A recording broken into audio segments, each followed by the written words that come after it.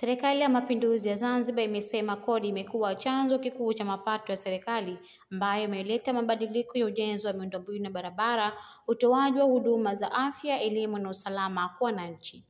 Tamko hilo amelitoa makamu wa pili wa rais wa Zanzibar Mheshimiwa Hemed Suleiman Abdallah wakati akifungua kongamano la kodi la uwekezaji katika ukumbi wa hoteli ya Verde. Amesema serikali inaendelea kuboresha mazingira ya uwekezaji na kuweka sera thabiti, sheria rafiki kwa uwekezaji pamoja na kuimarisha mazingira ya biashara. Vilevile amewataka mamlaka ya usimamizi wa kodi kuhakikisha mfumo wa kodi ni wa haki na uwazi na wenye kuzingatia halisi ya biashara na uwekezaji ili kuhamasisha walipa kodi.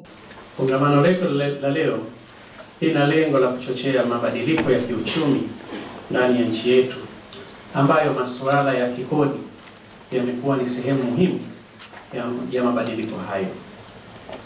Katika kipindi cha miaka minne ya uongozi wa Dr. Hussein Ali Mwinyi, rais wa Zanzibar na mwenyekiti wa Baraza la Mapinduzi, tumeshuhudia mageuzi makubwa ya kimaendeleo yaliyochochewa na ulipaji wa kodi na uwekezaji. Kodi imekuwa ni chanzo kikuu cha mapato ya serikali.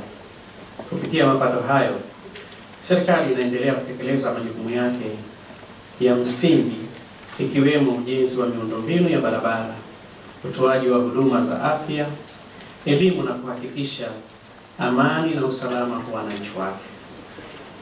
Natoa wito kwa mamlaka za usimamizi wa kodi kwa maana ya TRA na ZRA kuhakikisha mfumo wa kodi ni wa haki, uwazi, rahisi, kueleweka na wenye kuzingatia mazingira halisi ya biashara na uwekezaji ili kuhamasisha walipa kodi. Tunahitaji kuhakikisha walipa kodi wanahamasishwa na sio kuogopeshwa. Aidha, kuwajengea uwezo watendaji wa mamlaka hizi wawe wenye ujuzi, ufanisi na weledi ili kuhakikisha wanatoa huduma bora bila ya kusababisha migogoro isiyokuwa ya lazima na walipa kodi.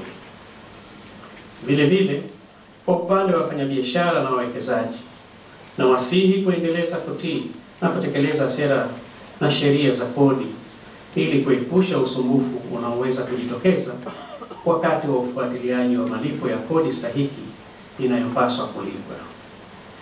Ndugu washiriki na wageni waalikwa, kodi ni mapato ya nchi ambayo mfanyabiashara amekasimiwa kuyakusanya kwa niaba ya serikali. Hivyo, pale ambapo mfanyabiashara anapokuwa hakusanyi kodi kwa kukataa kutoa risiti, maana yake ni amevunja sheria za nchi hiyo, na hivyo anapaswa kuchukuliwa sheria ipasavyo. Halikadhalika, mwananchi anapokosa kudai risiti, maana yake anasababisha mapato ya nchi kupotea na anakuwa ni sehemu ya upotevu wa mapato hayo. Hivyo naye anapaswa kuchukuliwa sheria stahiki. Hivyo ni wajibu wa kila mmoja wetu kwa nafasi yake kutoa na kudai risiti kila anapofanya malipo ili kufikia malengo ya nchi yetu kwa pamoja.